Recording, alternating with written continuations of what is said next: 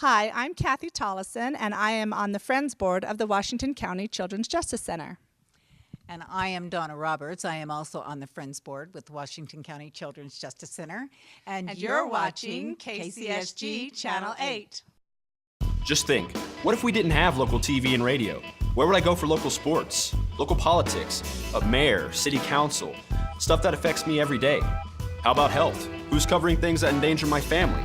I need to know now, as it happens, from sources I trust, people in my community. No agenda, no bias like you find on cable and social media, just facts. For news I can trust, I stay local.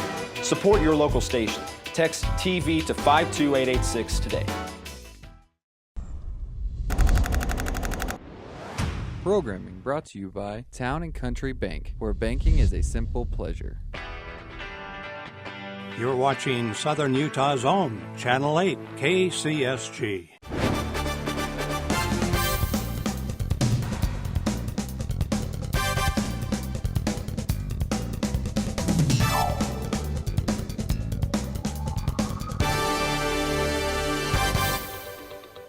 Good evening, I'm Scott Beadle with St. George News at 8. An Enoch man diagnosed with multiple mental disorders is deemed incompetent to stand trial for allegedly sexually abusing a child. Theodore Calvin Wolf Fletcher, who turns 21 later this month, is facing charges of rape of a child and aggravated sexual abuse of a minor. He's also accused of dealing harmful materials to a minor and sexual exploitation of a minor. Fletcher's attorney petitioned for a competency exam after the Southwest Behavioral Center confirmed that Fletcher had been undergoing treatment there since 2012. He was previously diagnosed with Tourette's syndrome, autism, and anxiety. Fletcher has been ordered into the custody of the Utah State Hospital. He is scheduled for a review hearing on June 13th. A Cedar City man is behind bars for allegedly stealing hundreds of dollars from vending machines, not once, but twice. 36-year-old Chad Hendrickson of Cedar City is allegedly seen on surveillance footage walking into a residential complex laundry building in St. George Monday and Thursday of last week. In the first instance, $300 in quarters was stolen from a vending machine. In the second, $100 in quarters was stolen from another laundry room vending machine. Hendrickson initially told police he was not in the area, but changed his story to say he was only there to use the restroom. He's being charged with misdemeanor criminal theft, mischief and theft, as well as felony burglary. By the way, $400 in quarters is 1,600 coins.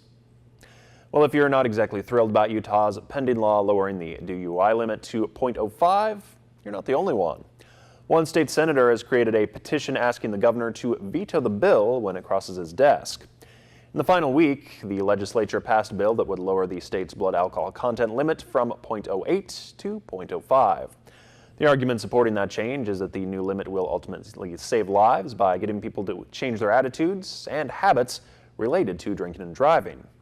Utah's lowering the BAC limit is supported by the National Transportation Safety Board, which has advocated for a .05 limit nationwide since 2013.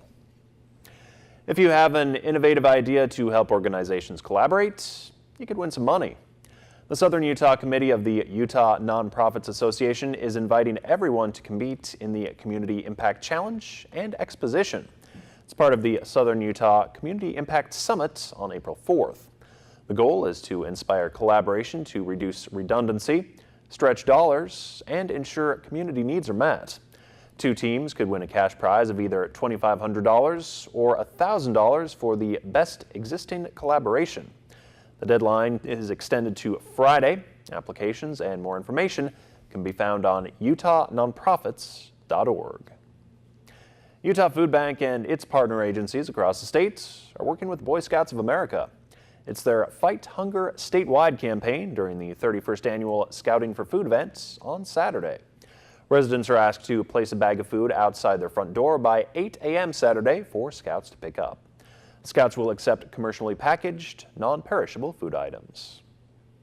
Today, President Trump heads to Detroit to talk regulations and jobs in the auto industry. He then travels to Nashville to take on fuel emission standards and to hold a campaign-style rally. All while Trump's income tax returns are out, but only a portion of them. The White House is standing behind the leaked document leaked by a reporter, which shows how the businessman made, lost, and paid in income taxes in 2005. Stephanie Ramos reports from Washington.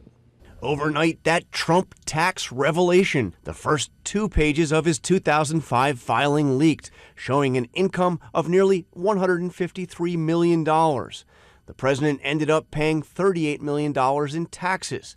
That adds up to an effective tax rate of just over 25%. Trump paid less than what was the top income tax rate of 35% that year by declaring $103 million in losses, greatly reducing his total tax bill. For more than a year, Donald Trump has refused to release his taxes, even telling George last spring that it's none of his business. What is your tax rate?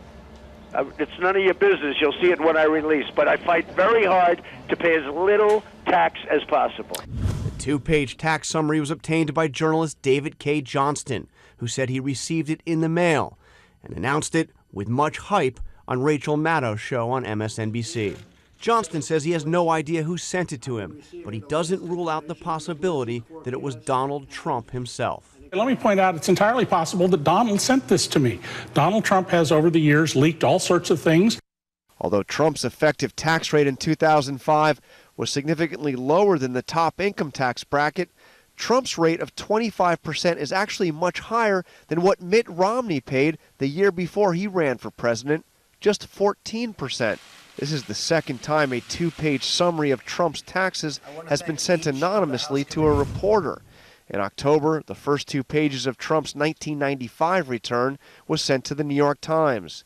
In that return, however, Trump paid no taxes at all because he was able to declare a whopping $916 million loss that included 3 failed casinos, among other business ventures. And about President Trump's claims that former President Obama wiretapped Trump Tower. Late this morning, the top Republican and Democrat on the Intelligence Committee announced there is no indication and no evidence that Trump Tower was wiretapped. Chief Meteorologist Chris Summers has your Southern Utah forecast right after this.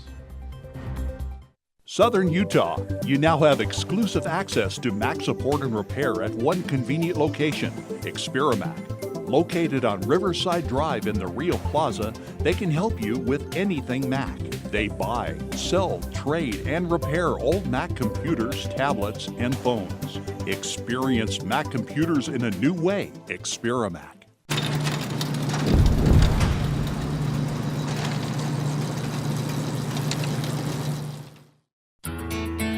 This is the perfect mill. This is a restricted area that they would put something like Sinclair River. Of course, the bird. Confluence Trail, you can see everything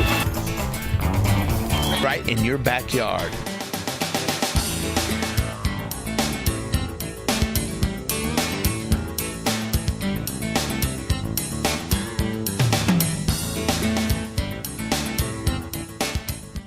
If we want to improve America's healthcare system, let's start by improving the health of Americans. Despite the best doctors, hospitals, and medical advancements, Americans are not as healthy as they should be.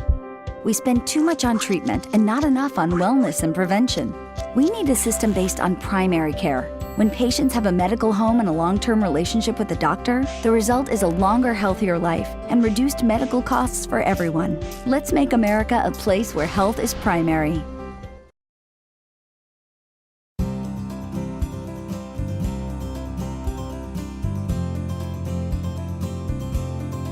The weather tonight is brought to you by Town & Country Bank, where banking is a simple pleasure.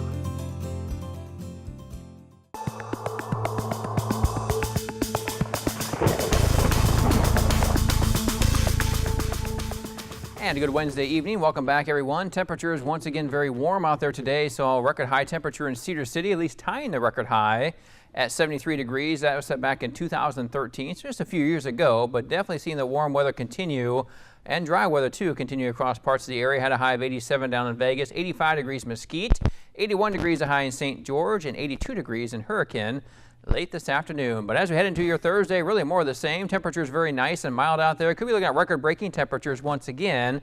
In Cedar City, temperatures get up into the 70s for a high of 74. but winds could be a little gusty. Southwest winds as high as 15 miles per hour throughout our Thursday. Now in St. George, we'll see temperatures into the low 80s once again. We'll go for a high of 82 degrees, partly to mostly sunny skies expected. And again, winds out of the west at about 5 to 10 miles per hour throughout the day on our Thursday. So plenty of sunshine in the forecast. Once again, the warm temperatures continue too. Across much of southern Utah, we'll see those temperatures well above where they should be for this time of year. Again, could be looking at record-breaking temperatures as we head even into the weekend. May see a few more clouds around for Friday. That may last into the weekend as well. And then by early next week, there are some signs of some cooler temperatures coming in. Again, just slightly cooler. And could see some rain chances back into the area too by about Tuesday of next week. So we may take the dry weather we've been seeing lately and actually see that come to an end as we get ready for spring. Of course, spring is official. It starts on Monday, the 20th. So we'll see at least some chances of rain back in the forecast as spring rolls into the area. But here's your surface map for your Thursday. Again, just nothing but high pressure controlling our weather. At high pressure, we have the warm weather, and actually we'll call it hot weather down to our south through parts of Arizona and southern Nevada, even to southern California, seeing the hot conditions continue. But there's a front well up to our north and west. That's going to take the rain along with it, though, to the north of our area. So we're going to see that front come by. May drop temperatures a little bit on the by Thursday or by Friday and Saturday, but no rain expected until early next week when another front comes in. It could bring some rain chances early next week. But for tonight, we'll see temperatures drop back into the low 40s in Cedar City, otherwise low 50s from St. George, Hurricane to Mesquite, with mainly clear skies in the forecast. Now for our Thursday, lots of sunshine once again, maybe a few more clouds out there, but still looking like some beautiful weather. High temperatures in the low 70s to mid 70s in Cedar City, and then low to mid 80s in most areas from Mesquite to St. George, even Hurricane again, expecting temperatures in the low 80s. Now your 7-day forecast for Cedar City, temperatures stay in the low 70s next couple of days. Again, could be looking at record-breaking temperatures right into the weekend, but early next week, a chance of rain comes in by Tuesday, drop into the 60s and 50s. And the 7-day forecast for St. George, also seeing temperatures stay in the low 80s as we head into the weekend. Dry weather, very nice weather continuing, but early next week, by about Tuesday or Wednesday, could see some showers back into our area, and then upper 60s to low 70s back in the forecasted highs. So enjoy the warm weather here the next several days. Got to really enjoy that for sure. Thanks, Chris. It is pandemonium when a cub tries to hide from mom. That story when we return.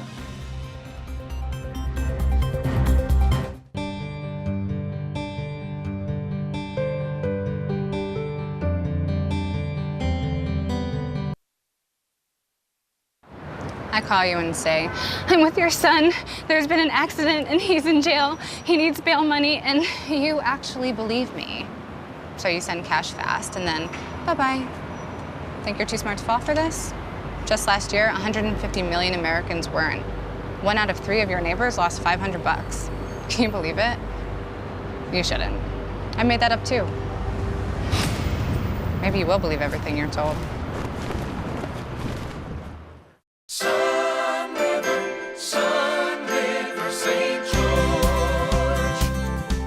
With an 18-hole championship golf course, award-winning amenities, and over 50 clubs and groups, you'll discover why Sunriver St. George is truly resort-style living. Go to sunriver.com for more info. You've got to figure out how to turn 55.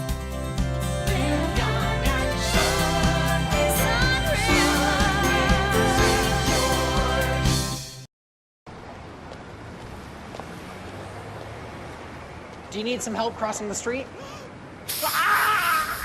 The world judges. We don't. Planet Fitness. Be free.